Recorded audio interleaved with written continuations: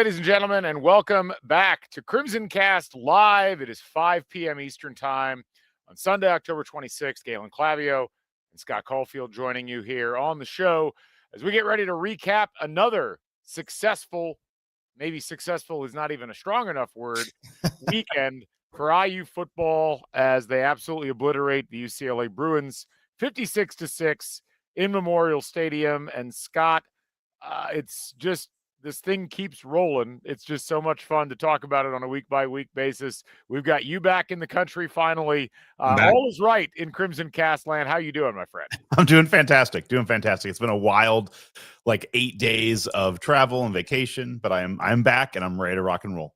That's awesome. We got tons to talk about in this show, and you can get involved in the show. If you're watching live, you can go to YouTube and search Back Home Network. You'll find the link, and you can go in and leave comments. We can get those comments, if they're nice or insightful, up on the show screen. We'll talk about those comments as they come in. And if you're watching after the fact or listening after the fact, of course, we always love seeing the comments you folks leave. So if you're on Spotify, you can leave comments right on the episodes. And I don't think you can do that with Apple, but with all of those, we'd love it if you would rate and review the show. Tell your friends about it. I got a note from Spotify the other day saying that for how popular the show is, the number of people actually following on Spotify is abnormally low. I want you folks to help us with that. Spotify's calling out our audience. Spotify calling the audience out a little bit. The question is, how are you folks going to respond? So anyway, hopefully you respond as well as IU did, who followed up a decisive win at home with another decisive win at home, 8-0 on the season. And we're going to dive into all that here just in a second. But first of all, as a reminder, we're brought to you by Homefield Apparel, your place to go for the finest in college fashions, the softest fabrics, the coolest designs. I am going double Homefield today. I've got my trusty, I've always considered this an IU basketball crew neck, the red crew neck with the Indiana lettering. Looks very much like the jersey lettering, but it's got the Assembly Hall center emblem. But I've also got my little 5 jacket, which I got some comments on up at Gainbridge today. Doubling up. Oh, it's delightful. Love it. Folks, you can double up as well. You can visit Homefield Tracks on Kirkwood, or you can shop online. They have a plethora of amazing things IU-related at that store on Kirkwood, but even more online, as well as all of the other teams and all the other schools that they carry. So head over to Homefield Apparel. Use the code HOME23. Get 15% off your first order. Let them know that we sent you. Again, homefieldapparel.com, proud sponsor of the Back Home Network. All right, Scott, let's jump into things. Before we do that, I have a travel story that will jump us into the game. Well, here we go. So I love it when Scott brings segue. It's wonderful. This is going to segue into the start of the game. So I was in Jamaica, then I had to go to a family wedding in Dallas, and then I came home this morning. So I'm in the Dallas airport at 6:30 this morning. Love Field, and we're walking through, and the the people running, not the TSA agents, but those letting you in the gates and stuff, I have pre-check, they are wearing football jerseys. And so somebody is wearing a Saints number 8 Manning jersey, and there's a family in front of me, husband and wife and 2 kids, and he kind of chuckles, and then we get kind of waiting in line. I'm standing right behind him, and his wife's like, "What were you laughing at, honey?" And he's like, "Well, that's so funny." He's like, "That guy's wearing a jersey." He's like, he wants the Saints to draft Arch Manning. So I went ahead and got the jersey of the best quarterback in college. I'm thinking, there's so many things wrong about that, because the Saints may not get the first pitch. Archie Manning actually played. That's whose that jersey is. Yeah. But then I was like, Arch Manning isn't the best. He should be drafting Mendoza. He should have a Mendoza Saints jersey. And I thought of all these things. I'm like, I can't say, the guy's in front of his wife and his kids. I don't want to emasculate him. Be like, hey, I'm a popular podcast host with lower than normal Spotify subscriber ratings. But I didn't say anything. But I thought it's you're so wrong on many things. But the one thing he's wrong on is it should be Mendoza that people are buying NFL jerseys for next year. It is the truth. And actually, one of the things we're going to talk about on the show today is how underrated Fernando Mendoza is within this Heisman Trophy chase. It's kind of ridiculous. We'll talk through all of that. But, man, if Fernando Mendoza was playing for an SEC team, oh, I know, they would have just stopped talking about the award. It would have already been mailed. If he would have been playing for Georgia and they just beat, South Carolina by that amount, it would be just well, this is over. Right. 100%. So it is what it is at this point. But yes, I agree. And hey, the Mendoza, it's been fascinating watching like the Jets fan base salivating over Mendoza. I guess the Jets had 3 scouts at the game yesterday, Okay. just to watch Fernando Mendoza. And he didn't even have that great of a game statistically through the air, but he certainly had a great game overall. So we'll talk about all of that as we dive in and talk about this game in general. Scott, Indiana, 56-6 winners over the UCLA Bruins. This was a game that Indiana was supposed to be afraid of. This was a game that they face as Kurt Signetti said, a 3-0 team, which is kind of a misnomer in that they are not 3-0, but they have played like a team completely transformed under the tutelage of Tim Skipper as they knock off Penn State, Michigan State, and Maryland in short order. And the way that they beat Michigan State a couple of weeks ago by the same score that Indiana did, people were thinking, maybe this is a tough game for Indiana. And Nico Iamaleava, a difficult quarterback to defend for the other teams that have played him. And so the question mark was obviously, how would Indiana come out in this game? A UCLA team that was hungry, a UCLA team that still technically controlled their destiny to get to the college football playoff. And then the game started. And literally within the first series, Indiana had already pick-sixed UCLA's offense. They never recovered. They never scored a touchdown. Indiana just putting a clinic on in the first half, leading 35-3 en route to a 56-6 victory. One of those games that you look at, and Scott, when I was I tweeted this, like, these were the games I remember watching other teams have in the noon slot or the 3:30 slot where it's like, I can't watch this game because it's too boring because I don't root for either of these teams. Indiana delivers that type of performance on national television. It was just wonderful to see. I think you had a tweet about this, like we're going to stop getting national games because we make them so much unfun. It's like within the first 20 minutes, like, well, this game's over. I had a similar thought throughout this game. We have the pick six, the Aiden Fisher pick six, which was just unbelievable. Like a pick that you don't see very often where a linebacker's just kind of there and grabs it and then goes. It reminded me similarly of, was it D'Angelo Ponzer, whoever had the pick six against Washington last year, where it was just like, I just don't see picks like that very often that are just that clean and that gone. But Indiana comes back and then we have a tipped ball for an interception. And my thought after that was not like, oh my God, this is a tough. I was just like, well, this is not good for UCLA because now they have to go again against our defense again. And I felt that way throughout the game, that the very few times Indiana did not score on offense, it's like, well, that actually turns out to be a positive because we get to get our defense back out there and they can pin their ears back and go at it. Just another absolute demolishing of a team. I did. So it's like 5 quarters now since UCLA has scored a touchdown on us, because I was trying to think of when they scored last year, but no. And this again is one of those where, if this was any other SEC team, you'd be like, this is really this is really probably a team that should be number 1 in the country, and like there'd be more debate about it. It's not happening. Whatever. Like I'm done caring about the national response of this, because I think we're just going to keep winning and staying where we're at. But no, it was a complete demolition of a team, and it was just a spot that we have been in a lot in the last 18 months. But I have to keep saying, something you and I have just not been in this spot where within the first 3 or 4 minutes, you're just like, oh yeah, this is going to be an easy game. Like a Big Ten game. We had this against Illinois, which is a top 10 team, but we've had a couple of these now where within 5 or 10 minutes, it's 14-0, but it's like, I know the game's over. And you just know, like, this is going to be over. And it's kind of be, what's Indiana want the score to be? And how many non-mistakes are they going to make? And when's Signetti going to put, the second team in? Right.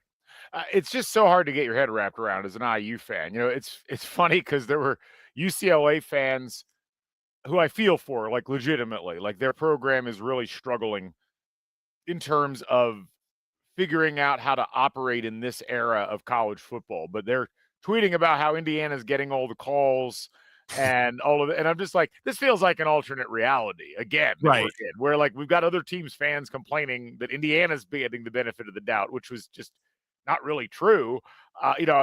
You can complain about pass interference, but it would help if you don't interfere with the ability of the receiver to make the catch, which UCLA was literally doing on like every play when Elijah Surratt was being targeted. Surratt ended up with, I think, 2 catches for 4 yards or 5 yards or something like that. But if you add on the amount of yards that he earned Indiana in pass interference yardage that he picked up, he had a much better day.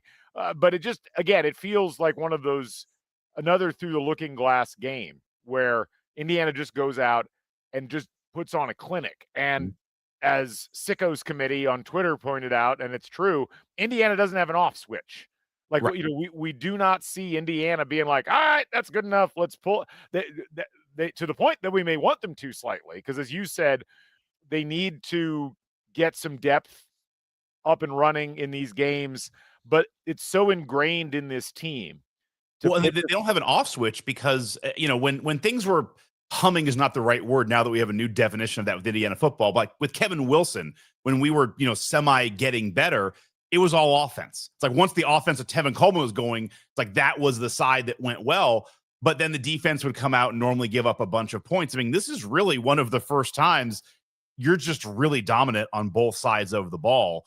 And that's something that we just haven't seen. So that's where like there just is not an off switch. Even in special teams, they're good. So like there really is no spot where they're going to struggle.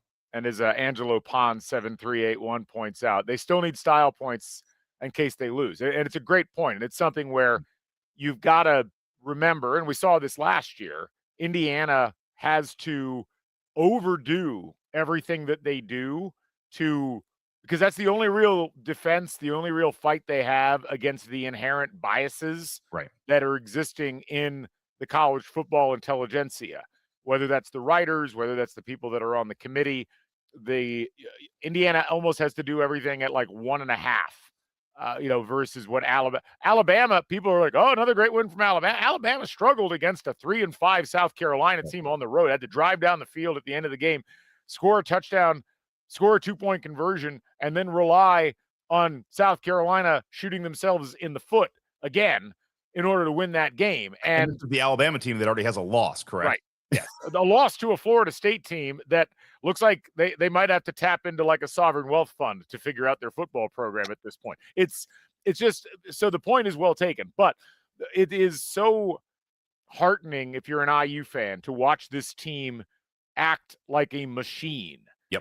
Game in and game out. And there's some elements of that I want to get to a little bit later where we delve into how this feels different than last year in terms of how Indiana's approaching it.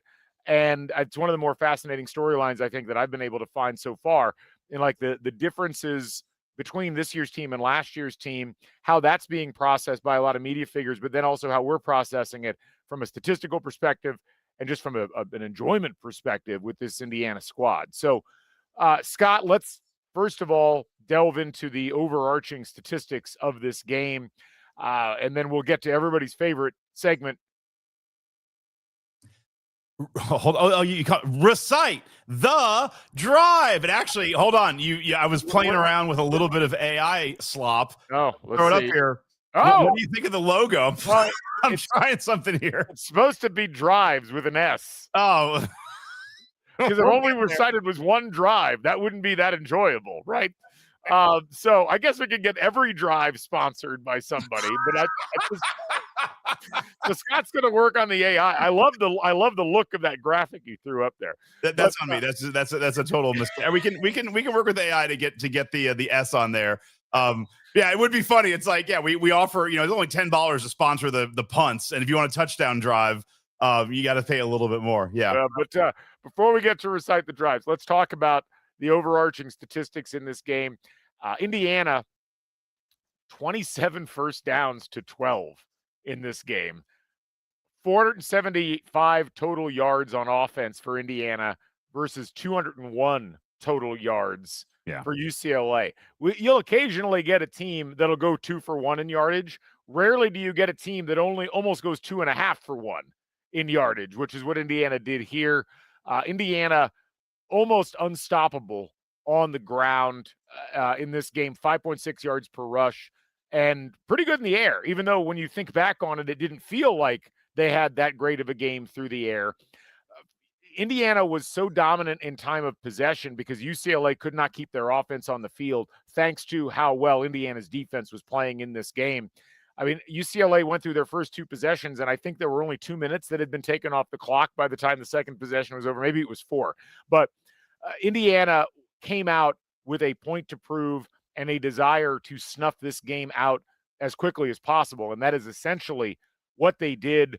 The individual players that really had games that you would want to salute. I mean, you got to take your hat off first and foremost to EJ Williams. This was not a game where you got a whole lot out of Omar Cooper. It's not a game where you got a whole lot out of Elijah Surratt. Yes, he had the 1 touchdown pass on the goal line. But EJ Williams with another great game, 5 catches, 109 yards, 2 touchdowns, and was on the receiving end of that 62-yard jump pass from Fernando Mendoza in the third quarter that really kind of put the exclamation point on everything. Offensively, just a great performance. And on defense, statistically, hats off to Isaiah Jones, led the team in tackles, led the team in solo tackles, also threw in half a sack and half of a TFL. Tyreek Tucker with not only 1.5 sacks, but some pretty aggressively good dance moves out there on the field. That was exciting to see. And Devin Boykin, 2 passes defended in this game. D'Angelo Pons, same as well. It was a game that even though Aiden Fisher came out, scored a touchdown on a pick 6, he ended up going out for precautionary reasons. And we didn't see him really for much of the game, but other guys stepped up, whether it was Elijah Hardy or, you got a lot of contributions from various people. Mikhail Kamara had to come out for a bit. You got contributions elsewhere.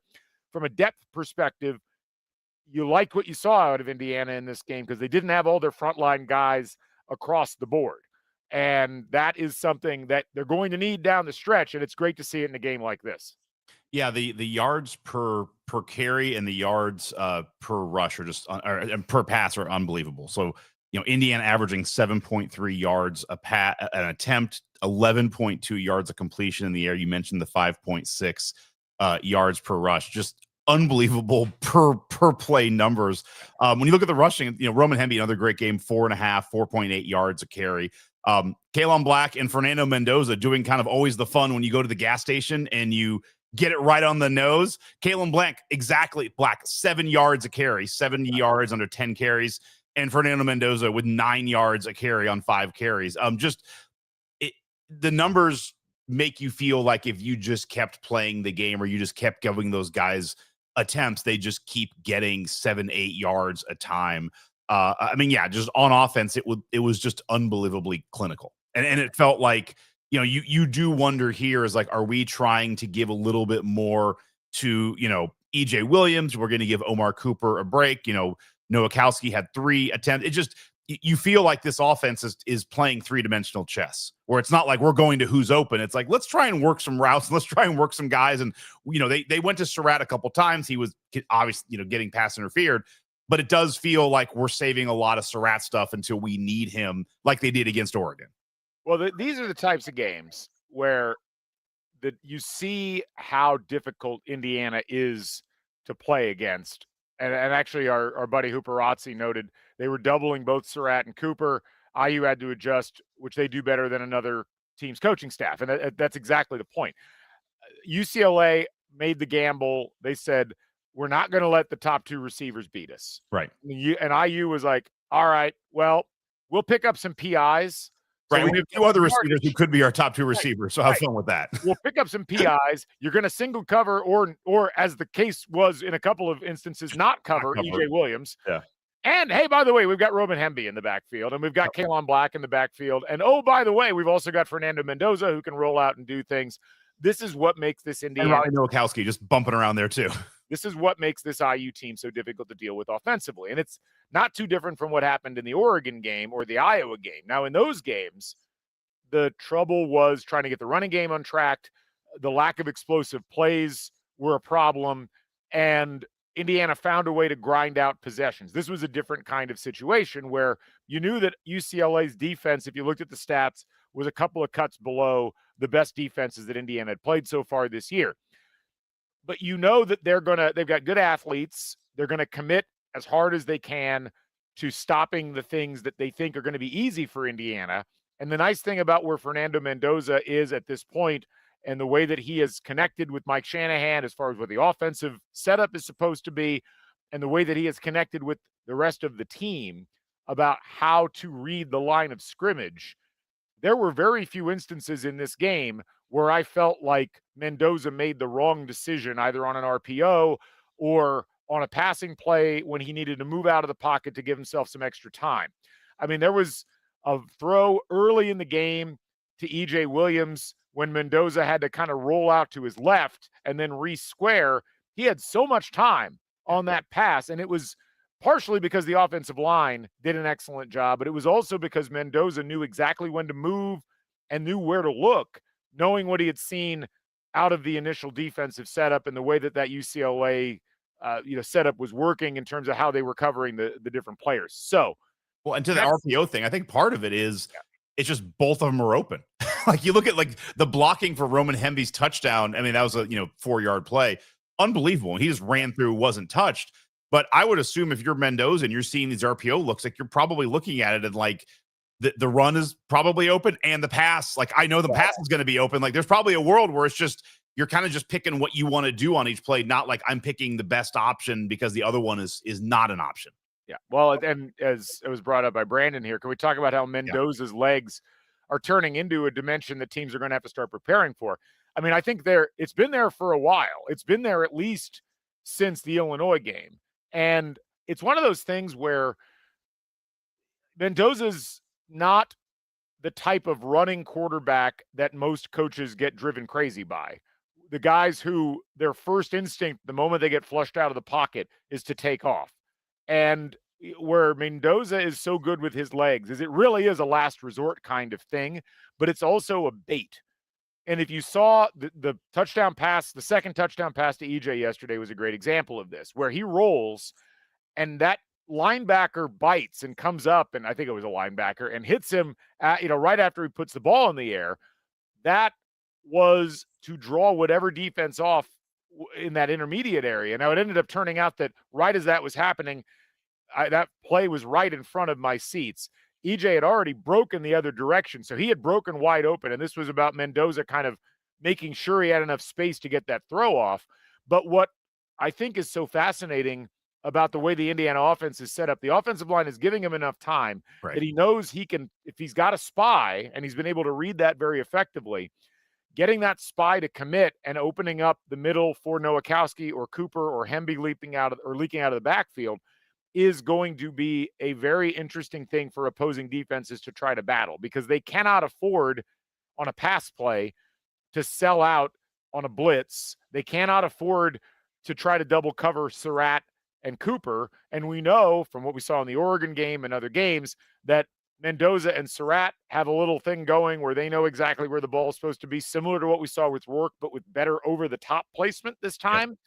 And with Cooper, the fact he's in the slot, despite not being a slot receiver, he has all of the speed that you would have on like that far side, but he's doing it across the middle more often than not. And that is another dimension that being able to threaten with your legs as the quarterback puts you in a much better position to figure out where exactly the ball should go for maximal impact. And that it's not just that he's using his legs to run, it's that he's using his legs to make the best play. And like yesterday, that rollout that led to him just running down the sideline and into the end zone for a touchdown is a great example of that third option that you like. Again, he's only doing that when he really needs to. And I think that that's really such a dimension we haven't really seen at Indiana. I mean, even when Antoine Randall was here and you and I were both here around for that era, it wasn't like that because Randall was a runner who could also throw. Mendoza's a passer who's using his legs as a way to open up another dimension to the playbook that wouldn't be there otherwise. Well, I think the thing that you said, something else we also haven't seen in Indiana for years, maybe ever, that you just said was, it's the line of scrimmage that's giving him the time to make those decisions. Because, yeah, you and I lived through the Randall era. Most of his runs were basically just everything's collapsing. I need to get out. And it happened in a matter of 2 seconds. Like he gets the ball. He can't even throw the ball because his line is completely collapsed. And then he's just scrambling all around to find an area. This is 8 games now, Galen, where I would say our lines on lines of scrimmage on both offense and defense have been dominant or more than adequate against maybe Iowa and Oregon. They were better than both Iowa and Oregon, dominant in every other game. That's unbelievable. 2-3 years ago, that's all we were talking about. It's like our O-line is a complete mess. Our O-line was one of the worst in the Big Ten. And you took some new players, some of the same, a little bit of scheme change, and now you have an O-line that looks dominant. That is allowing exactly what you're talking about, where Mendoza is allowed to use the run as his third or fourth option, where he can do an RPO, decide to hold it, look around, and if nothing's there, pick up 4 or 5 yards. That's the thing. He's not going to break 70, 80 yard runs with regularity, and he's not really a crazy scatterback runner. But it's like, yeah, when things all break down, he has the ability to not just try and chuck something in to a spot. He has the ability to just, run for 5 yards. And that's probably why he really hasn't thrown like a true, one interception this year. The game against the one against Oregon, he put it in a bad spot. He threw an interception against UCLA. It was tipped. That's it. In 8 games, he had 1 interception where it was probably a bad throw on him. But again, to me, it all comes down to line play. The line play is giving him the time and ability to play that way. Yeah, no, it's been a real team effort, and it's been heartening to watch this Indiana offensive line grow into what they've become. And look, I know that there were some concerns early on. They haven't really been tested nearly as much as I thought they would be over the course of this season. And obviously, there's still a lot of time. You've got to deal with the potential for injuries, things like that. That certainly hit Indiana this time last year, right, with the offensive line. But thus far, what we've seen has really been impressive in terms of what Indiana's been able to do to give Fernando Mendoza time to open up running lanes, exactly what you need to be playing as well as Indiana's playing. And Scott, we had some people in the comments wanted to talk about the defense. That sounds like a great moment to introduce everybody's favorite segment on Crimson Cast. Yes, it's Recite the Drives, brought to you by Jeremy Barbuto from IronHorn Enterprises. Jeremy is buying commercial real estate, and you should give him a call, 315-436-3872, or Jeremy at ironhornenterprises.com. Scott, let's go ahead and talk about the drives. We're going to try a slightly different format this time. We had some requests. We're trying to play around with this as much as we can to make it as entertaining a segment as possible. And we had someone reach out and say that they preferred the old way we did it, which I just want to note, we didn't really have an old way that we did it. We've never really settled on a format, but we're going to try this. Scott, you're going to read through all the drives straight through, and then we're going to talk about our favorite ones. I will hand it over to you in the first quarter. Sir, this is your time to shine. Go. Okay, am I doing team by team, or just the entire? Let's just run through the whole thing. All right, so UCLA starts the game, interception, which is returned for a touchdown, and then they get the ball back and they punt. 3 plays and a punt. Indiana, not a great start, come out with interception, 7 plays, interception.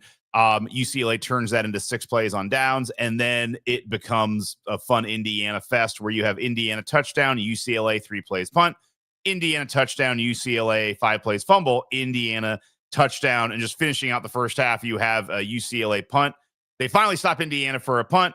You have a UCLA field goal, and then Indiana touchdown, and then we're at half. So if you're scoring at home, Indiana goes for the first half, interception, then touchdown, touchdown, touchdown, punt, touchdown. That's pretty good. That ain't bad. That ain't bad. I'll take that. 1, 2, 3, 4 touchdowns before halftime. I will take that all day long. And an interception that was, I don't want to say fluky, but it's not like you want to put a little asterisk next to that interception. I agree. That one felt like there was a magnet in the ball that happened to find the UCLA guy's head. It was very confusing. Anyway, second half. Oh, all right. Oh, I keep going. It's still my time to shine. I passed the test. All right. Second half gets a little shorter. Not as many drives, but Indiana comes out. 10-play touchdown, UCLA. 4-play punt. You're going to see a theme here with a lot of short plays for UCLA. Indiana 6-play touchdown. At this point, the game is essentially over, but UCLA comes back with a 10-play field goal, 10-play drive for a field goal. And then Indiana with a 4-minute touchdown drive, UCLA with an interception. And at this point, the game is over. We have backups, Indiana with an interception, UCLA 8 plays on downs, and then Indiana kneels, and the game is over at that point.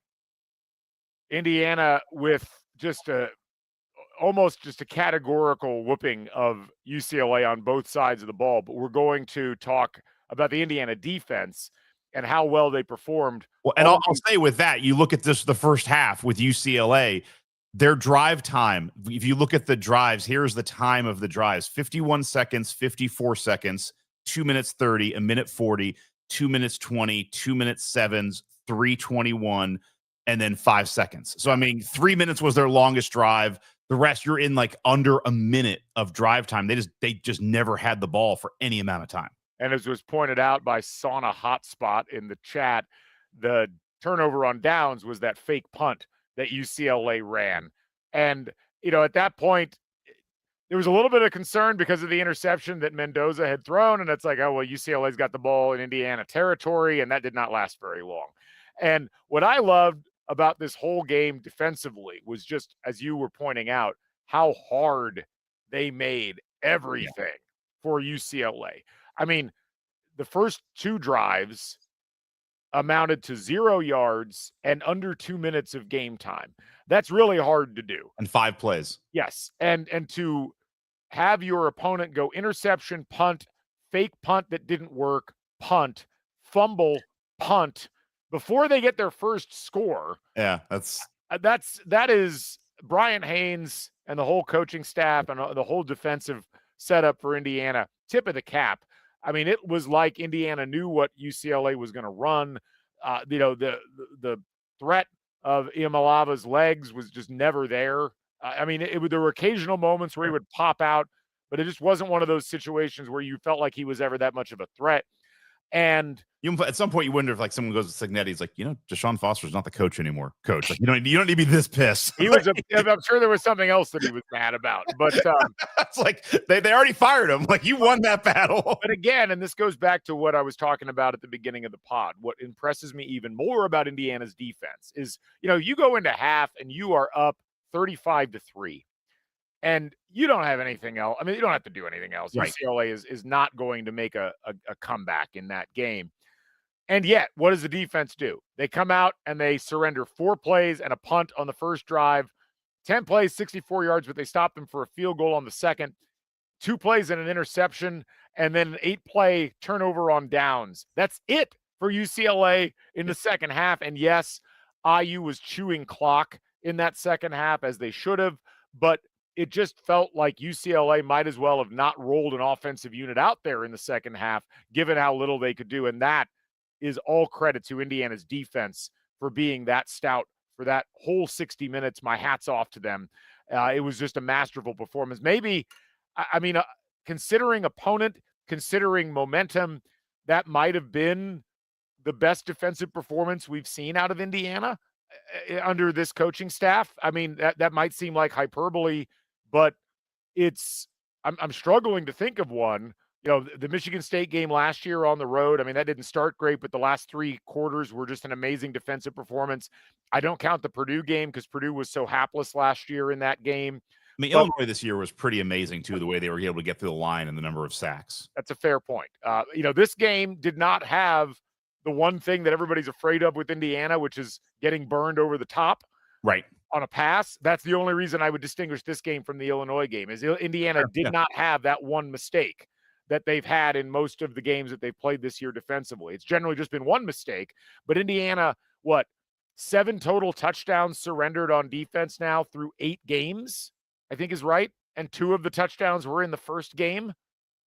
Yeah, and we're now going on 6 quarters without a touchdown? I think that's correct. Because the Michigan State got a touchdown in the second quarter. So 2 full games with 1 touchdown, but 6 straight quarters of just field goals. Anyway, that is Recite the Drives, brought to you by Jeremy Barbuto from IronHorn Enterprises. Jeremy's buying commercial real estate. Folks, give him an email, jeremy@ironhornenterprises.com or 315-436-3872. Our thanks to Jeremy, and we hope that he continues that sponsorship. It's been great so far. Well. Yeah, Jeremy, we got to keep it going, man. Like, our drives have been really good. We've loved it so far. We're going to take a quick break. We're going to come back and talk about some bigger picture items for Indiana as we head forward into this last third of the regular season. We're going to talk about Mendoza for Heisman. We're going to talk about what distinguishes this Indiana team from last year's Indiana team. And we're also going to talk a little bit about the national scene and what Indiana's looking at as they go through these last 4 weeks, heading into, hopefully, the Big Ten championship game and beyond. All that right after this short break. We'll be back here on the Back Home Network. For Scott, I'm Galen Clavio. Stick with us. When the final buzzer sounds in Bloomington, the conversation starts here. The assembly call is IU basketball. Live post-game shows, smart midweek breakdowns, and no empty hot takes. Jared Morris, Coach Brian Tonsoni, Andy Bottoms, and Ryan Phillips dissect lineups, sets, and recruiting so you know what really happened and what it means for the Big Ten season, March, and beyond. Join the live chat on YouTube, then catch the podcast on Spotify and Apple. Just search Assembly Call and be part of Hoosier Nation's most trusted post-game tradition. Be sure to check out Assembly Call. It is basketball season. We're going to talk a little bit about that game that happened earlier today. I was up there at Gainbridge, but we'll save that for the end of the podcast. But be sure to tune into Assembly Call. Coach Tonsoni was up there today, was taking things in. They potted live after the game, so hopefully you check them out. Along with the rest of the shows on the Back Home Network, including Sideline Stories, who has a new episode dropping this upcoming week. Big Red Carpet, Rhett Lewis and the crew will be back on Monday. And Crimson Cash coming up later on this week as James and Scott lay out the wagers you need to make yourself some cash. Let's talk about Indiana as we move forward. First of all, well, moving forward with Indiana, I want to play my new game that I'm enjoying this season is Will He Travel? So we have now like 690 days that you've gone to every IU game. It now comes to Maryland, at Maryland, November 1st. The question is, Galen, will you travel? I will be there no matter what. Oh my God, I love that. I think we know the answer for the rest of the year, but all right. The flight has been booked. Okay. Flying out there. It's an early morning travel for me as I'll head out there. But I mean, first of all, I've never been to Maryland Stadium. Okay. And I've wanted to cross that one off the list so far. I've not got that many left. There's very few stadiums now in the Big Ten that I haven't been to. And we're going to be able to knock a couple of those off in the next couple of years. Obviously, I haven't been to Washington yet, but we're going to get to go to that. But this is one I haven't crossed off. It's been in the Big Ten for a while. So, yes, I will be there. Looking forward to it. Not sure if you saw, but the opening line in this game was 21.5 in favor of Indiana. And I tweeted about this earlier today. I cannot conceive of a time when Indiana would have opened as a 21.5 favorite in a road conference game. Yeah, against a team who isn't like just completely dead on arrival. Yeah, I mean, even then, James brought it up. He's like the biggest one he'd seen before. I think Indiana was a 14-point favorite at Northwestern last year. That's 7.5 points less than this game. Yeah, and obviously, as we've talked about many times on the show, betting lines don't matter that much, except that they are there as the midpoint to try to get enough people to bet equally on either side of whatever the game was. That's why the UCLA Indiana spread kept creeping up, because people kept betting on Indiana at whatever 25.5. That's easy money. 26.5, easy money. As it turned out, I think it was Pitt Hoosier in the Twitter audience actually got a boost on Indiana like minus 48.5 and collected on it. So that's where it matters. And it's fascinating. It's a relative measure of strength perceptionally about these teams. But yes, I'll be out there for the Maryland game. I'm really looking forward to it. Going to meet Matt Cohen out there, who's, if you know the Back Home Network sphere, you know Matt. He wrote for Inside the Hall for a while, as well as several other sources. So looking forward to meeting up with him and several other folks out in D.C. So if you're going to be there, let me know. I'll be out there before the game, be out there after the game. So I'll look forward to seeing you folks that are going to make the trek. Very cool. Very cool. So, yes. Let's talk about some of the things going on with Indiana. First of all, one of the things that I noticed, and for those of you who are subscribers to the Crimson Cast Substack, like the paying subscribers, I released a video this morning where I was talking about some of the interesting things that I thought that this particular game brought to light. And one of the things that's really notable to me is last year at this time, we were all giddy about how Indiana football was playing. But I would feel, and Scott, please push back if you feel like your thoughts were different. At this point in the season, there was kind of this feeling like, how long can Indiana keep this up? And it felt like they lost a little bit of steam when they got to the final third of the season. Some of that, of course, was Curtis Rourke having that injury against Nebraska and never fully recovering. Some of it was the natural wear and tear. There were injuries. There were other things that created problems for Indiana. And some of it was just like the highs had been so high that it felt like Indiana was going to have trouble sustaining. And you look especially offensively at the last few games of the year, they really had a high watermark offensively early. They had 510 yards of offense against Charlotte last year. They had 510 yards of offense against Maryland. They had 529 yards against Northwestern on the road, and then they had 495 yards of offense total against Nebraska at home. They get the Curtis Rourke injury, and the yardage drops significantly. 312 against Washington, which they won that game comfortably. 385 at Michigan State, and then 246 against Michigan, 151 against Ohio State, 582 against Purdue, but that's almost like in a separate category, and then 278 against Notre Dame in the playoff game. This year, I almost feel like Indiana's going the other direction, where it feels like there is an increase in their intensity, an increase in their focus, and correspondingly, an increase in their output. They had some struggles in the Iowa game and the Oregon game, but those were really good defenses, and those were road games. 337 yards gained against Iowa, 326 yards gained against Oregon. They bounced back in a big way against Michigan State, 464 yards in that game, 8.3 yards per play. And then yesterday, 6.25 yards per play, 475 yards gained against Michigan State. Scott, this is a team that feels like it's just in mid-stride at this point, not a team that's trying to desperately hold it together so that they can get into the playoff, which is how I occasionally felt at this time last year, just because it felt like rarefied air. This team feels like it knows where it's supposed to be right now, and that's a really interesting place to be given where we were last year. I agree with your final premise. I'll push back a little bit in that I didn't feel that way last year as much, and only because it did feel like the high water mark was the Nebraska game, because you had this blowout win and it seemed like, oh my God, we are humming on all cylinders. But then it's like Rourke's hand gets hurt. He doesn't play the game against Washington. So part of that was like, all right, we're just holding on to win that game. But you always had, and he comes back from Michigan State. You don't play well. At this point last year, we are basically playing the Washington game, exact same date. But you start off poorly against Michigan State. You turn it back on.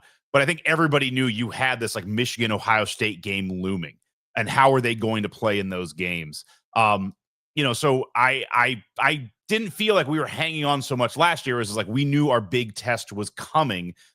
Whereas this year, it's like we had our big test. We had our Illinois, Iowa, Ohio, Oregon test, and we passed all of it.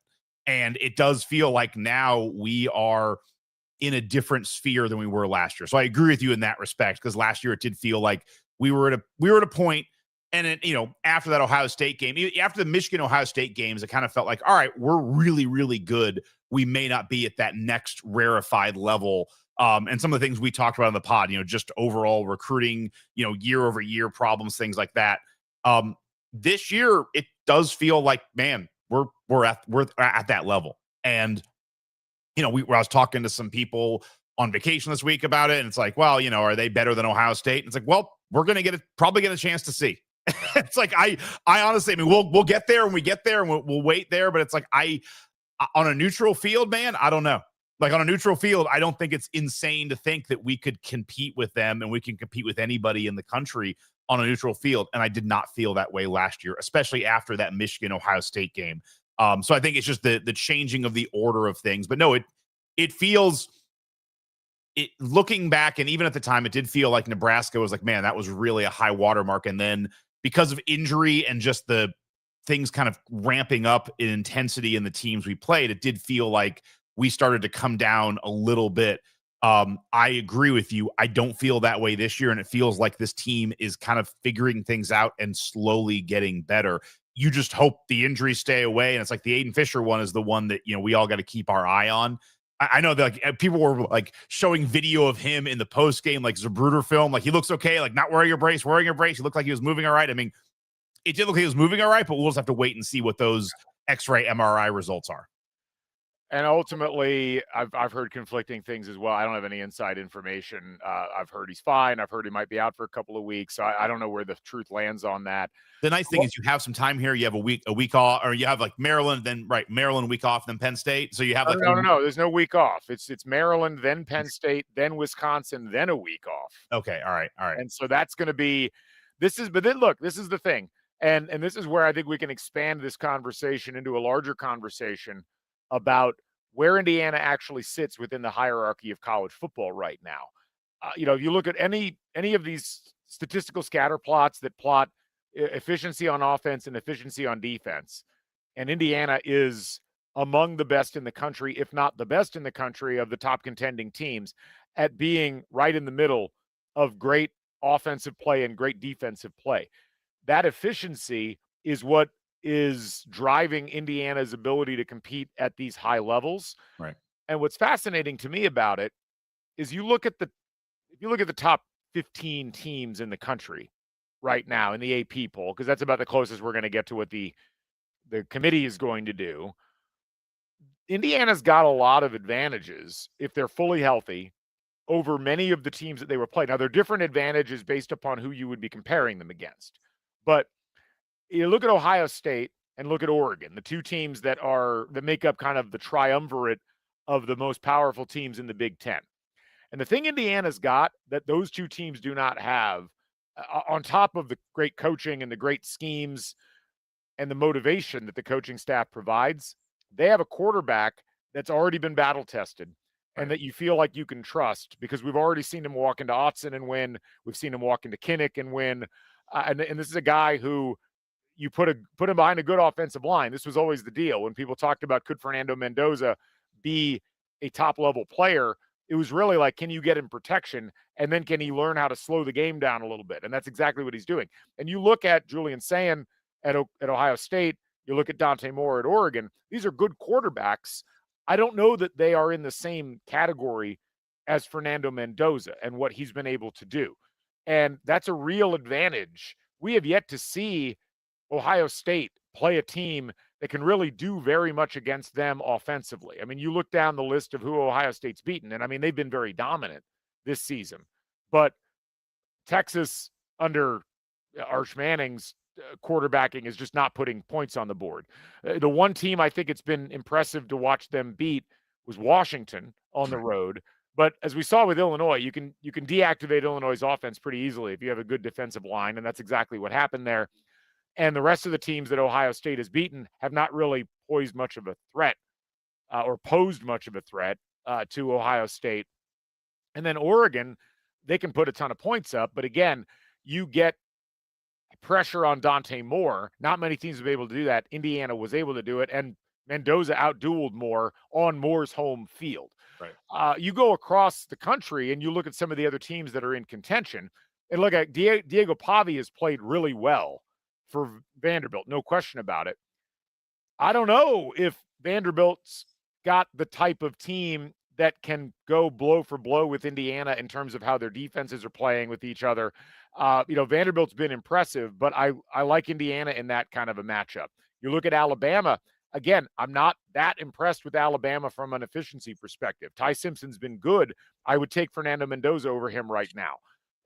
Texas A&M's kind of in a similar boat. So as you think about this Indiana team, well, I would also just throw in, like, all of those teams, Ohio State included, if we play them, it's going to be on a neutral field. I think that's a huge factor. And you saw that happen last year in the college football playoffs. Like, Georgia was really good and they lost.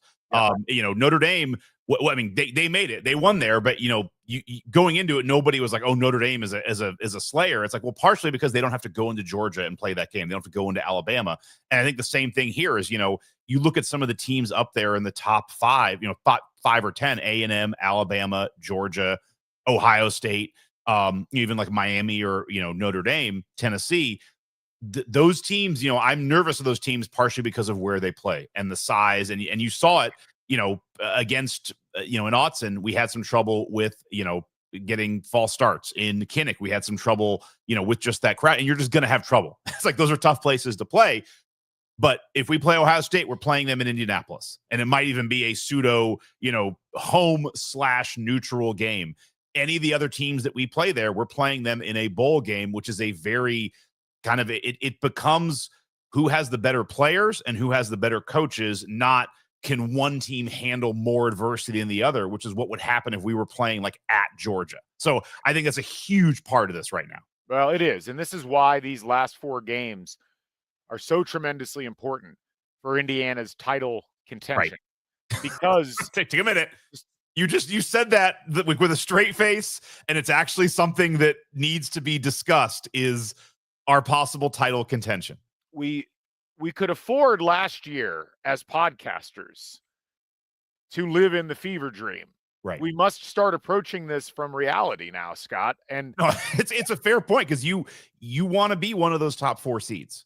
Yeah. Because that means that you're not going to play a road game in the CFP, and you're going to have all neutral site games. Right. And even if even if you don't, for whatever, and who knows what happens the rest of the regular season, even if you're not in the top 4, I mean, you want the top 4, you want to buy, you want to take that week off, you want to be on neutral sites, but you need to be in the top 8, because if you do fall below the top 4, you at least want to host a game. Right. Because we saw what happened last year. It's hard to go on the road and win in those environments, whether you're Indiana at Notre Dame, whether you're Tennessee going to Ohio State.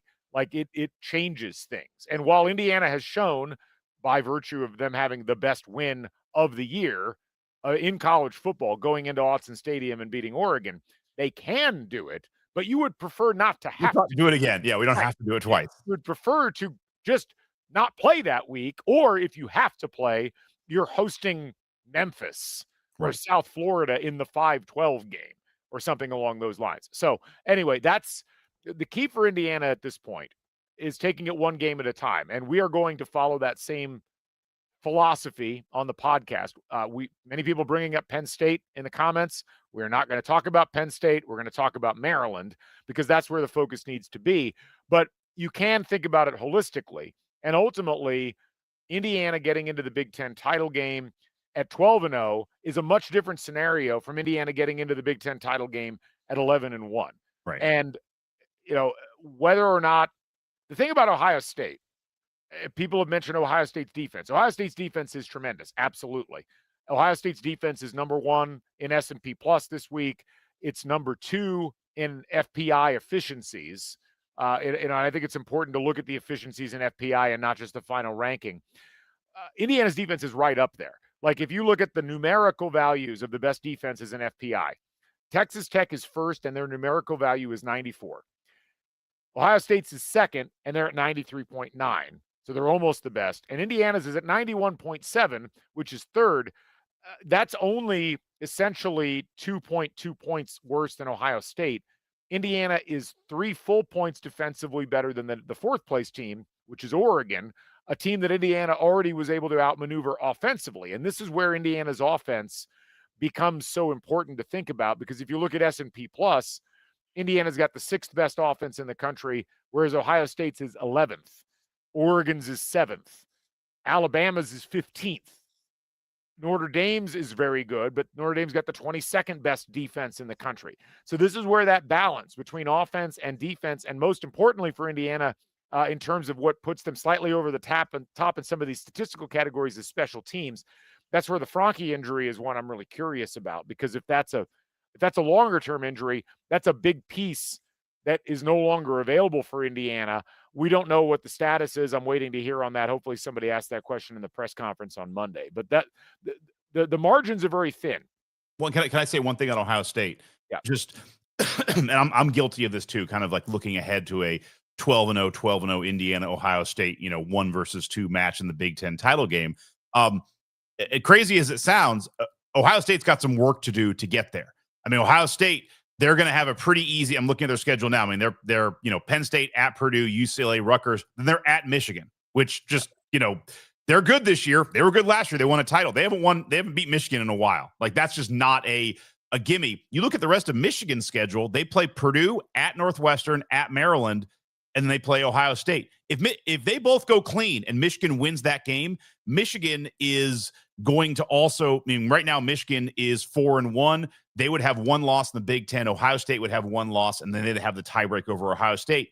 We'd be playing Michigan in the Big Ten title game. Although, honestly, Oregon has something to say about it, too, because Oregon is playing at Iowa, Minnesota, USC, at Washington. It's a harder road, but Oregon could also only have the one loss to Indiana, which if Indiana goes clean, it's just that Ohio State Michigan game is going to be it's a huge game, but I think Ohio State has a harder road to get there than Indiana. So I would keep that. We have a lot more to do between now and then, but it's just something to think about, that there's other teams that could be in that mix. But again, it goes back to, we control so much of the destiny, because if Michigan beats Ohio State and then we go into that Big Ten title game as the number one team in the country at 12-0, you're basically you're now pretty much guaranteed yourself a top 4 spot. Right. Yeah. And I mean, it's a fascinating race down the stretch. And as you mentioned, like, Ohio State has one more game to play than Indiana does at this point. They get Penn State at home. Indiana has to travel to Penn State. That is by far the toughest game remaining on the schedule for Indiana. Right. But Penn State, and this is where we've talked about, like, we're not going to talk about the details of Penn State, but Penn State, in the 3 losses that they've suffered, or the 3 losses since the Oregon game, they've lost by 5, they've lost by 1, and they've lost by 1. They have not given up on the season. And I think it's important to remember that. Now, Indiana is playing better than Penn State, but this is where even great teams trip up as you go down the home stretch, because you get everybody's best shot. And that's where the mentality that Indiana's coaching staff has been able to build into this team is so useful, because it is the only thing that really combats complacency, is being able to go out there and live that Curt Cignetti line, like, you got to have a short memory. Every play has got a life and a history of its own. All of that, really, it sounds corny. It sounds cake. What? Cupcakes or cake. Right. Yes, exactly. But when you look at the other teams that are in the mix, like you said, Ohio State still has to travel to Michigan, and Michigan has looked like they've gotten, I don't know if stronger is the right word, but they're certainly a very tough team to play on the road. And yeah, they lost that game at USC, but they've bounced back in a big way, and winning against Washington and winning against Michigan State on the road, those are 2 really good games. Oregon, as you mentioned, there's some really fascinating games coming up. Oregon's got to go to Iowa. I don't know if you folks have noticed this. A couple of you did in the comments. Iowa is in really good shape right now. Iowa only has 1 loss in the conference, and that's to Indiana. I looked at their rest of their schedule is a little bit tougher, though. Well, they have Oregon at home. Oregon has not played in Kinnick. This is, I think, going to be an interesting experience, because, I mean, people kind of chortled at Indiana struggling at Kinnick. But Kinnick, as we know, not just with Indiana, but with Michigan, with Ohio State, this is a tough place to go play when Iowa is good. And Iowa's, I think, legitimately good this year. No, it'd be funny if they ended up going to the Big Ten. And if they win that, if they beat Oregon, then they could be the beneficiary of the Ohio State-Michigan. Like, if Michigan wins that game, I don't know what the tiebreak is between Michigan and Iowa. Right. This is where the tiebreak rules are so impossible, because unless there's head-to-head, it then falls down to common opponents, and then it falls to, like, what was your record against the 3rd place team or the 4th place team. Iowa's still got to go to USC. They have Michigan State at home. They're at Nebraska. None of those are unwinnable games for Iowa. It's just something to keep in mind as we go through. You look at the other teams. You mentioned Michigan. They've got 1 loss in conference. The other team that has 1 loss in conference is USC. They also have a game against Oregon and a game against Iowa. Now, they have to travel to Autzen, and they have to travel to Nebraska. So this is where there's going to be a lot of fascinating stuff down the road. The most likely scenario at this point would still be Indiana and Ohio State in the Big Ten title game. But I think it's important to keep in mind there's several teams still in the mix, and I'm fascinated to see how all of that plays out. And honestly, any team that you're going to play is going to present a huge challenge if you get to the Big Ten title game. And for Indiana, it's where do what you need to do in these 4 games, figure out how you're able to play it out so that you get there And then if you're playing Ohio State, you lead in several statistical categories when you compare these two teams head to head.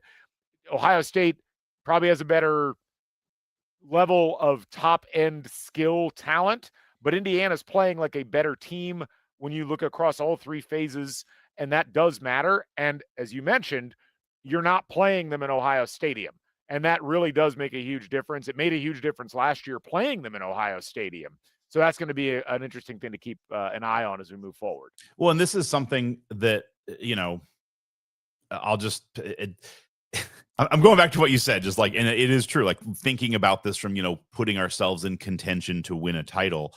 Because I think that's a legitimate thing on the table right now. I mean, you watch this team play, you look at the path, you look at how they're playing, the way they're coached, and it does feel like we're a chance to win the title this year. And the thing that I would say is, sometimes these things happen way quicker than you expect. But like I go back, I look at that, Oladipo Zeller basketball years where that first year they beat Kentucky, they beat Ohio State, like they have those wins, and it's like, wow, this team, it had a schedule. It's like, well, actually, if they would have beaten, I said this a million times, they would have beaten Kentucky in the Sweet 16, they might have won the title that year. Like they were, I think, the second best team in the country. They just played the best team in the country in the Sweet 16. It's like, all right, well then, but everybody's like, oh, we'll wait till next year. And the next year they had a better overall season, but the team kind of wasn't ready in March at the end. The point is, not the best analogy, is just like sometimes, like I think it can be deceiving to be like, man, we're so good so fast, like we'll just take this step by step, and like we're not ready to be a title team yet. It's like, no, we don't know yet. This could be one of the best shots we're going to have in the Cignetti era to win a title. I don't think so. I think we'll continue going, but it's very, what Saban did was very unusual. The idea of just being a title contender year after year after year after year. You look at like Alabama is really good. And then, DeBoer's there, and like 1 year they're off. And this is normally the cycle of like Michigan wins a title. They're not in the CFP last year. They're trying to get back in this year. Like they're coming in and out. I do think it makes sense this year to be looking at like, this is a real chance to win a title, and you need to go for it. And I think they are. I mean, I don't think they're not, but I think as a fan, as a podcast, it's wild to talk about it. But yeah, I mean, I think those are all real things. And that's why I think, I would love to see us go 12-0, because I think it really puts us in a great position for the CFP.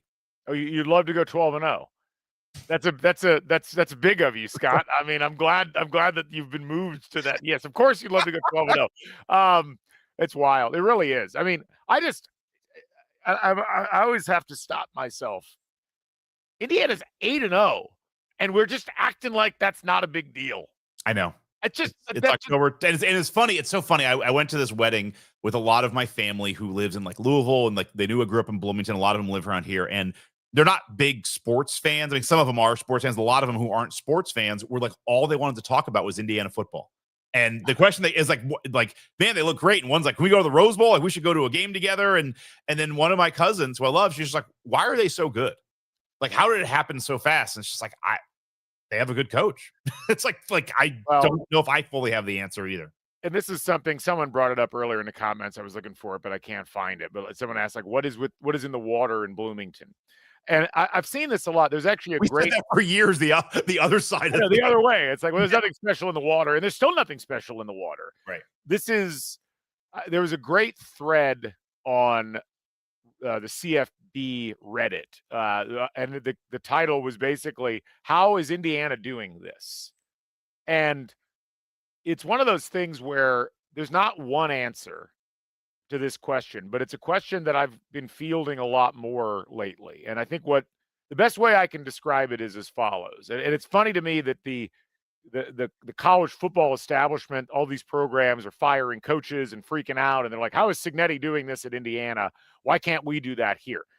And it takes the following elements. You have to have a top-level coach who is experienced enough in college football as a head coach to understand how to properly motivate, how to properly set things up.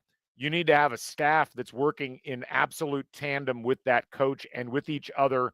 You have to have guys who can scheme at the level that Brian Haynes and Mike Shanahan and this entire group scheme.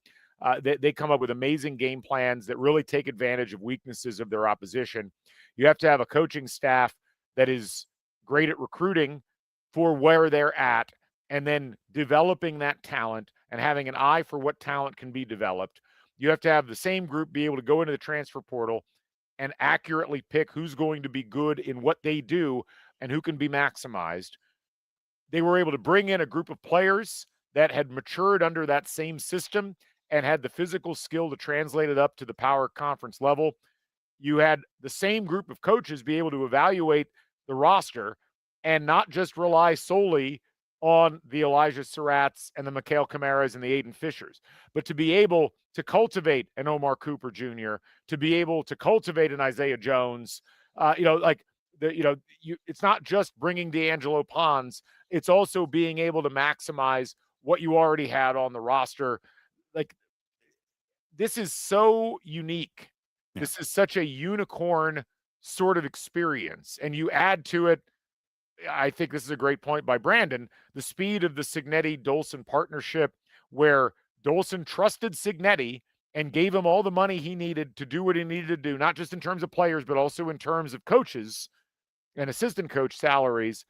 But then Signetti knew what to do and delivered on it. Like that, this is such a fascinatingly unique circumstance that we see here at IU in 2024 and in 2025. And I think going on, like, this does not feel like a complacency thing where, or a situation where Indiana is going to recede. Like, the recruits they've got coming in, the guys that have been at the games the last few weeks. I mean, there's a Penn State recruit, the LeVar Keys, who I think either decommitted or is certainly very openly shopping, was at the IU game, says that IU's tops on his list now. We'll see if he actually comes. He's a hometown guy with Maryland. We'll see what happens there. But this is resonating at a level with recruits. And if you're a transfer player, I think you're looking at IU and it's like, well, I mean, why wouldn't I go to Indiana? Yeah. I can compete for national titles and Big Ten titles, and I can play for some of the best assistant coaches and one of the best head coaches in the land, and I get my draft stock raised. I mean, what's the downside here? So the other two pieces I would add to that are a soft schedule last year, which is it was, but that helps kind of get the ball rolling in the right direction. So it allows you to get a little momentum. So all those things get heightened. And then also just the overall changing of the college ecosphere and economics, where it kind of unlocked the ability of a university like Indiana to have the same resources as some of those other schools. So it's all there. Can I ask you one more CFP question?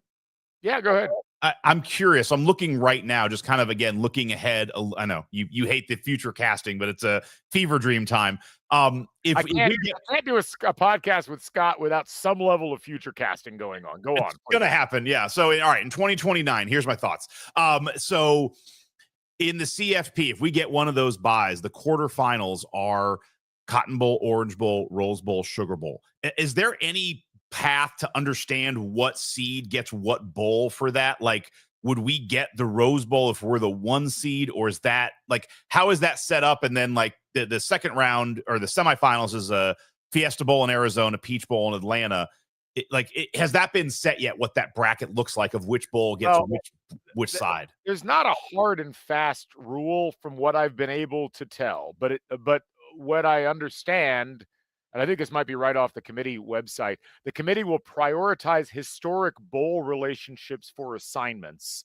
The remaining teams are placed in bowls based on ranking and contractual agreements. Now, what happened last year was Oregon, as basically like the Big Ten rep, who was also the Pac-12 rep, they get placed in the Rose Bowl. And then they ended up playing the seeded teams that fed into that, which just happened to be Ohio State. And so you ended up with a Big Ten versus Big Ten matchup in the Rose Bowl. I would think that whoever wins the Big Ten title game within a certain scenario, let's say it's Ohio State, Indiana, and you've got let's say they're number 1 and number 2. Let's say they're both undefeated at that point. I think the winner of that game is probably getting the Rose Bowl. Right. And the loser of that game is probably, well, they're not getting the Rose Bowl, but I'm assuming that whoever loses that game, unless they lose by 1,000 points, is likely going to be the 3rd or 4th seed. And so they would probably get, let's hypothesize, you say it was Rose, Orange, Sugar, Fiesta. Is that the 4? Rose, Orange, Sugar, Cotton. Rose, Orange, Sugar, Cotton. So you're probably looking at the Big Ten champ going to the Rose Bowl. You're probably looking at the SEC champ, which let's assume it's Alabama versus A&M in Right. that SEC title game. Let's say A&M wins the game. They get the Sugar Bowl. They would probably get the Cotton Bowl. Okay. Because, yes, technically they should go to the Sugar Bowl, but because it would be more advantageous for them to play in the Cotton Bowl, I bet we would probably see them there, which would then allow you to unlock the scenario where let's say Indiana goes to the Rose Bowl, A&M goes to the Cotton Bowl, Ohio State as the 3 seed, losing to Indiana in the Big Ten title game, goes to the Orange Bowl, and then that would send Alabama to the Sugar Bowl. That would probably make the most sense as far as that lineup was concerned. I honestly don't know. Yeah. So, and there's also some other factors in there. If BYU goes undefeated, they might end up getting a 4 seed, and so that could unlock some things. So those are the things you got to keep in mind with this. We won't know, I don't think, until well into this scenario, but it's an interesting thing to keep in mind, certainly. Well, in the semifinals, you're looking at Arizona and Atlanta. I'm just looking from an Indiana travel point of view. In Atlanta, we that travel is not a problem for Indiana fans. I don't feel like Arizona would be. And then, yeah, if you're in the championship, we're going back to Miami. We're in Galen's. I mean, that would be what a way to end this travel run for Galen. Just going back to your campus. I feel like I'm going to get electrocuted talking about any of this. I really do. I feel like I'm going like the shock collar that is IU football history. But we talked about this. We have to let it go. I know. Let that go. This is me working through it publicly, Scott. All right? This is me working through it publicly, all right? That's very fair. We didn't bring up Randall L. You're bringing back all these losses from games. Like, I remember a 3-10 season. I can't just forget the past. I have to try and embrace it while I'm saying goodbye to it at the same time. Totally fair. Totally fair. Anyway, last thing I wanted to talk about. Mendoza Heisman-Mendoza is, I think, what you actually meant. So, should Fernando Mendoza, our quarterback, be the top player in the Heisman race? So let's go over Fernando's statistics right now. If you look across the country at the top players for completion percentage right now in college football, Julian Sayin is actually leading the country. Julian Sayin, of course, the phenomenal quarterback for Ohio State. He has completed 80% of his passes for 1,872 yards, a 9.6 average, 19 touchdowns, 3 interceptions, a rating of 189.7. Fernando Mendoza is 5th on that list, 72.9% completion percentage, 1,923 yards, which is a bit better than Julian Sayin. 24 touchdowns for Fernando Mendoza, 3 interceptions, a rating of 188.5. And I want to note something, Scott. How many fourth quarters has Fernando Mendoza sat out so far this season? He is basically doing this with 3/4 of the possible offensive, chances. I mean, there should be a rule. It's like if your brother plays the other quarter, you get 3/4 of the points or something. It's like, well, Mendoza really did get this many touchdowns and yeah. Now, you look at some of the other contenders that we're seeing. We see Ty Simpson mentioned quite a bit. Ty Simpson, of course, the quarterback for Alabama. So this is where you can have to put the quarterback for Alabama in the top 10. The Alabama quarterback you're going to get a lot of attention, probably more than you need or desire or deserve. Not do you desire it, you don't deserve it. But it's funny to call it that way. It's just like at the Heisman candidate, just like Alabama quarterback. Alabama quarterback. Just a spot. Just you get your spot. Come on in. Oh, who is it this year? Yeah. Meme. Is that you're a meme instead of a human being at that point. But no, Sayin is 1st in the country in completion percentage. Fernando Mendoza's 5th. Diego Pavia is 16th. Ty Simpson is 23rd, 67.8 completion percentage. He has thrown for more yards, 2,184 yards, 20 touchdowns, only 1 interception, has been sacked 14 times compared to the 6 times Fernando Mendoza has been sacked and the 3 that Sayin's been sacked. Diego Pavia has gotten a lot of mention as well. He's played very well, 68.8% completion percentage, 1,698 yards, 15 touchdowns, 5 interceptions. It feels like amongst the quarterbacks, that's kind of the group at this stage. And look, I mean, there's, I think, arguments to be made for all of them. Someone noted, Julian Sayin's a sophomore, which tends to put you back in the pecking order a little bit in terms of Heisman. I don't know where this lands. I do know at this point, Fernando Mendoza has got a lot of opportunities for these last 4 weeks to throw the ball, rack up a lot of statistics, and continue to get his team to victories. I do think a lot of the Fernando Mendoza Heisman candidacy is going to be tied up in whether or not Indiana goes undefeated the rest of the regular season. The loss did not matter with Ty Simpson. The loss that Vanderbilt suffered at Alabama did not seem to matter to Diego Pavia. A loss for IU the rest of the way probably has a negative impact on Mendoza's ability to win the Heisman. But the fact that Indiana, Mendoza did not have statistically a great game in this game against UCLA. And UCLA deserves some credit for that. They clearly tried to take away the pass, and they said, well, we can live with the run beating us. But, it's the mark of how good the campaign's been so far that Mendoza goes 15 for 22 for 168 yards with 3 touchdowns and an interception, and maintained his spot in some books as being the favorite betting-wise to win the Heisman. I find it surprising that Mendoza is not getting more talk for being the Heisman frontrunner, given how good of a season he's had and his team's had. That's why it's not a foregone conclusion at this point, and he's probably going to have to outduel both Simpson and Pavia all the way down the stretch to the end of the season in order to actually pick it up. I agree. I mean, it feels like his candidacy is, as you mentioned, very team specific, and partially because we run an RPO offense, so he's making the right decision. So Hemby's getting a lot of touchdowns. Like, we're not goosing the stats, as you said, he's not playing some third quarters. If you use Vegas as any indication, hold on, I'll come back to that. I agree with you. I think Indiana needs to go undefeated for him to win the Heisman. I think a loss any point down the road here probably sinks his candidacy. But I think a loss at Penn State possible. I think we're at a point now where he's pretty close to locking up being in New York for the ceremony. Like, I think we're getting to that point where he's top 5. I talked about this on Crimson Cash. I had a couple futures bets for Indiana. I'm pulling up right now. I had a future bet for Indiana to make the college football playoff.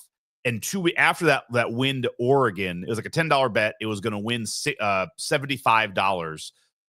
After we won at Oregon, I was able to cash out at $68. Like, it was basically cashing out. I was like, for $4, I'm taking it because like the point of gambling is to make money, and I'll go do something else. Like, I don't need to win the bet. I bet Fernando Mendoza beginning of the season at 5,000 to 1. I bet $10 on him to win the Heisman. Payout would be $510. I'm not gloating. I'm just saying that right now the cash out is 105. So whereas Vegas looked at that win at Oregon, it's like, oh, Indiana probably is going to make the college football playoff. Like, the cash out and the payout were almost the same.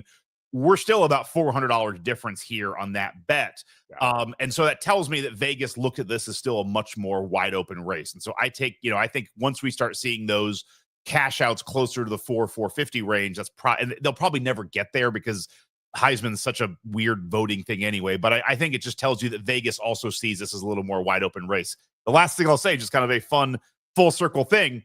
Mendoza started the season at 5,000 to 1. You know who currently is 5,000 or 5,500 to 1 right now to win the Heisman? Just fun. Look at the list. Brendan Sorsby. So there you go. Indiana connection. Cradle of quarterbacks.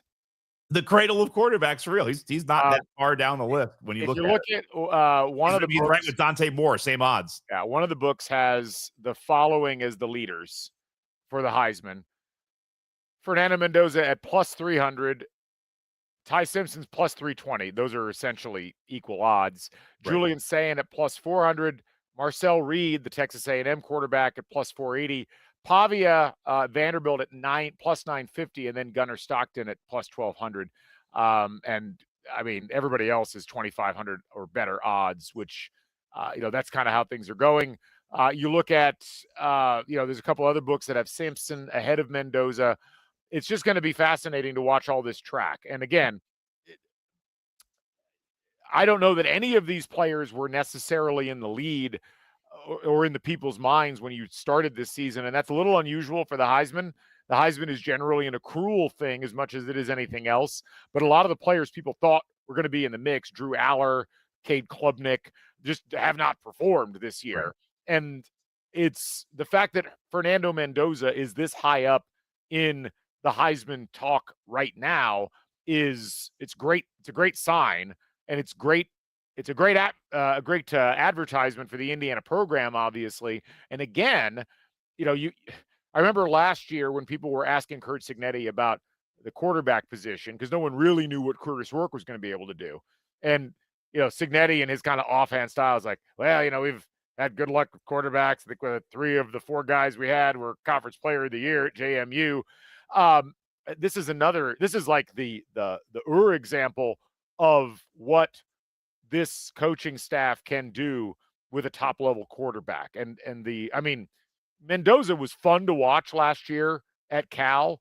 He is a machine right now under the coaching staff that he's got at Indiana. And the advertising is he shows to anybody. It's like, look, come here. And if you have some mobility and you have an arm, this system is going to make you look fantastic. And we're just going to, and it also helps. Like, it just seems like we have a plethora of receivers. We just keep getting, it's like we were talking earlier, it's like top 2 receivers are covered. Great. EJ Williams, go nuts. Like, hey, you're a number 1 receiver who just is playing the 3rd spot. And what my only hope is that the voters look at this and they do look at how many 3rd quarters Mendoza was taken out and didn't play in the 4th quarter.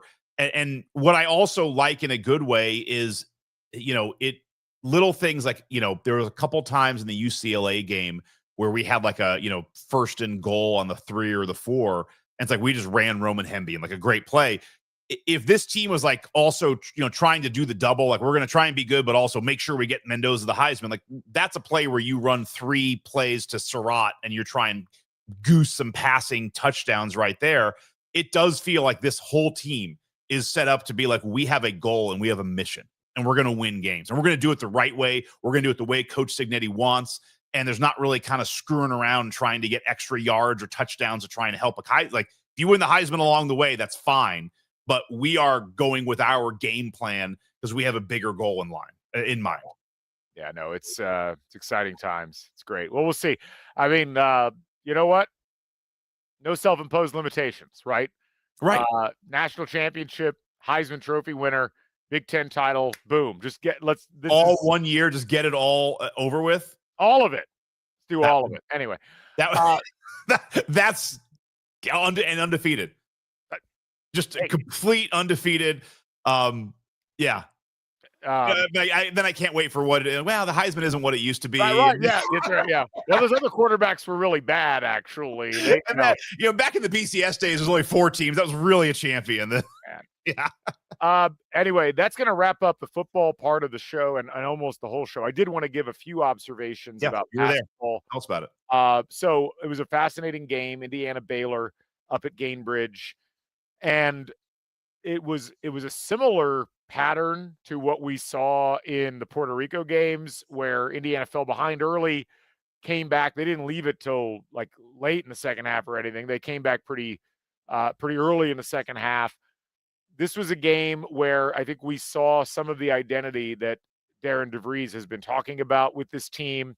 It is clearly they're going to be focused offensively on Lamar Wilkerson and Tucker DeVries, and that looks like a really good combination of guys. Wilkerson I forget what he landed on, to 25, 27 points today. Might have been more than that. It was hard. Like, you got to take the stats with a grain of salt because Wilkerson also technically fouled out, but they let him keep playing because it was an exhibition game. But he looked awesome. And once he got the 3-pointer to fall a little bit, you could see how hard he's going to be for teams to defend. I thought DeVries had some excellent plays, especially offensively. Some move and shoot stuff where he was getting the ball off quickly. You can see how confident he is with the jump shots. I was really impressed with Tayton Connerway, who is the other kind of premier transfer that they got in on this team. He had a great play to give Indiana what ended up being the final lead. right at the end of it there. And there's some pieces that I have some questions about, obviously. I mean, Connor Enright had some really good contributions at point guard. He also had some plays where you're like, I'm not sure how he's going to match up defensively against some of the more athletic point guards. Reed Bailey was a bit underwhelming at times. However, Sam Alexis, I thought, was really impressive and really big body, was really aggressive as the game went along from a rebounding perspective. Defensively, I mean, that Baylor team is going to be one of the most athletic teams that they'll see all year. And I was impressed once they kind of got the hang of how to defend Baylor in the second half, of how they were able to adjust that approach and make it harder for Baylor to score. As several people have pointed out, one of the big concerns coming into this year was rebounding. And I think both offensive and defensive rebounding were concerning for Indiana in this game, as we expected. I will say this. Rebounding, there's four factors in college basketball, or in basketball just in general. We've talked about it. And it's essentially, can you keep the opposing team from shooting well? Can you turn the other team over? Can you grab rebounds? And can you hit free throws? Indiana was 20 of 21 in this game from the free throw line. Pinch me, Scott. And look, you can afford to be, you don't have to be great in everything. Only the teams that win national titles tend to be great in everything. I will trade better field goal defense for worse rebounding if that's the trade-off, because yeah, you hate to see possessions extended, but as long as you're not giving up a ton of offensive boards, I'd rather have the opposing team struggling to shoot as opposed to the other team struggling to rebound. That might seem a little odd, but I think for this particular team that will work. Offensively, I think I said this on Twitter, this team's going to be hot and cold. There's going to be a lot of variance. They're going to be a wild ride because there's going to be games where this team looks like they can't be beaten in the first half and then can't hit a shot in the second half, and vice versa, because of how much they're going to rely on outside shooting. But I like already the mix, the 7 to 8 players that they've got out there, that they're clearly right now relying on the rotation for. There's a lot of injuries that we're not sure like how that's going to affect things. Ristich was out for this game. We barely saw Josiah Miles in this game.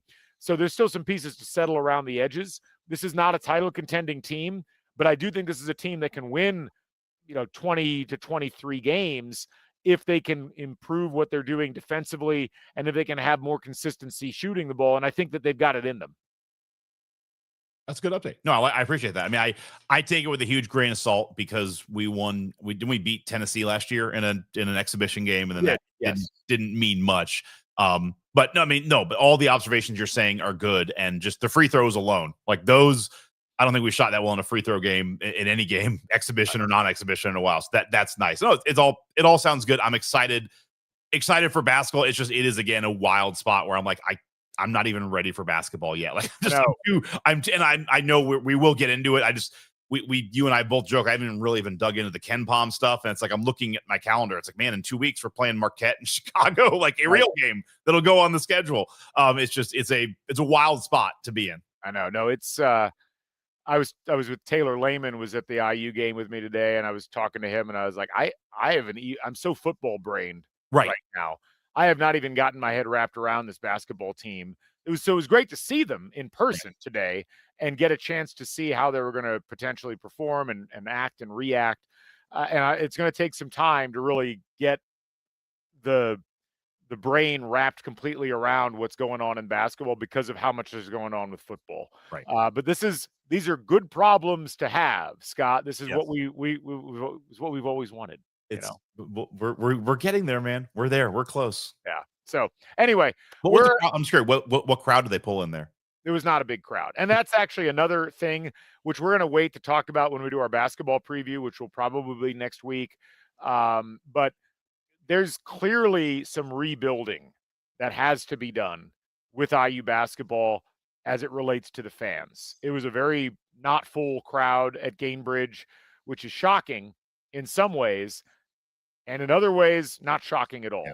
And that is going to be a key aspect of what goes on this season for IU basketball and the way that it is responded to by the crowd. It's also not too surprising because it's a team where, I mean, you and I know the players on the team, kind of. The average fan is like, who is even on this IU basketball team at this point? It's very fair. No, even for me too. It's like you're saying some of the names. Like I need to really dig into it because there's nobody from last year. Yeah. So anyway, we will go ahead and wrap up, and we appreciate everybody joining us here on this extended live edition of Crimson Cast as we recap Indiana UCLA and also talk through what Indiana's got in front of them. It's been fun so far this season. It's been We own the Bruins. We do own the Bruins, 2-0 lifetime. And we haven't lost to a new Pac-10 team, Pac-12 team that's come in yet. That's true. That's true. All of that is true. Anyway, we'll go ahead and wrap things up. My thanks to all you folks for joining us. Be sure to tune in to the full array of the Big Red Carpet, the whole Back Home Network crew throughout the course of this upcoming week. And we'll be back to preview Indiana, Maryland coming up either on Thursday or Friday. For Scott, I'm Galen. This is Crimson Cast. We will catch you folks on the flip side. Stay never daunted, folks. So long, everybody.